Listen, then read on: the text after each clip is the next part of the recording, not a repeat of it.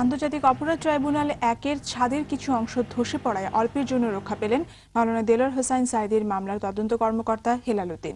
দুপুর 12:30টায় বিচার কাজ চলাকালে এই দুর্ঘটনা ঘটে। এই ঘটনায় মুলতবি করা হয়েছে বিচার কাজ। এর আগে সাঈদীর সঙ্গে সার্বক্ষণিক একজন সহকারী রাখার আবেদন মঞ্জুর করে ট্রাইব্যুনাল, জানাচ্ছেন আমিরুল মোমিনিন মানিক।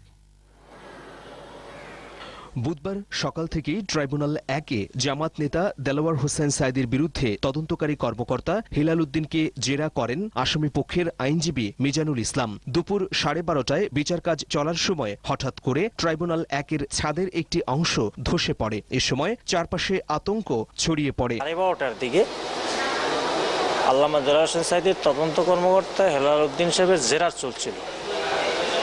এক পর্যায়ে ওই তদন্ত কর্মকর্তা এবং ওনার বাম সাইডে যে টাইপিস্ট কম্পিউটারে টাইপ করে ওনার মাঝামাঝি পর্যায়ে ওটাকে ফলস সিলিং বলে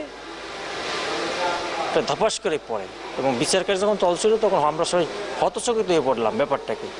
অল্পের জন্য রক্ষা পান এজলাসের ডকে অবস্থান করা তদন্ত কর্মকর্তা হেলাল উদ্দিন ও স্টেনোটাইপিস্ট। পানির পড়ার কারণে ফলস সিলিংটা ধসে গেছে, যেখানে আপনার তদন্তকারী কর্মকর্তা সাক্ষ্য দিচ্ছিলেন কিংবা যারা হচ্ছিল ঠিক তার পাশেই যেখানে আমাদের স্টেনো টাইপিস্ট রেকর্ড টাইপ করেন ঠিক তাদের দুজনের মাঝখানে হয়তোবা তাদের মাথার উপরে পড়লে হয়তোবা একটা দুর্ঘটনা ঘটতে পারতো। এটা পুরানো বিল্ডিং হেতু এখানে কিছু সমস্যা থাকতেই পারে, থাকবে, এটাই স্বাভাবিক।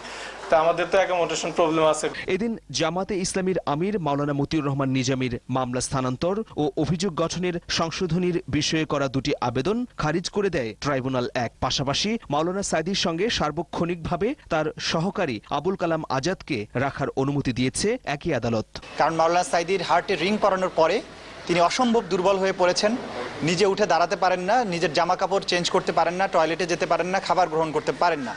তাকে একটা কেবিনে রাখা হয়েছে, উনি একা থাকেন। তার ব্যক্তিগত সহকারী আবুল কালাম আজাদ, যিনি বহু বছর থেকে মাওলানা সাঈদীর সেবা করে আসছেন, তাকে অ্যালাউ করেছেন 24 ঘন্টা তার সাথে থাকার জন্য।